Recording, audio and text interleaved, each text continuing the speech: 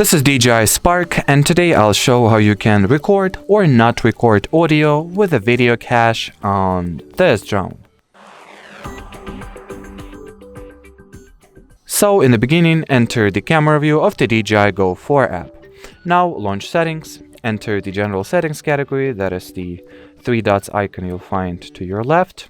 And here, scroll down and look for the record audio with video cache option. If you would like to include audio recordings with your video cache, switch this toggle on, then grant the app with all the essential permissions. In that particular case, that's microphone permission or audio permission. And well, I guess that'll be it, guys.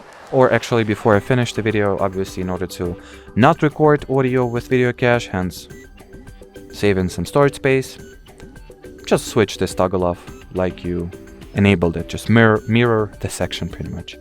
And well, as far as this video goes, that'll be it. So thanks for watching and bye bye.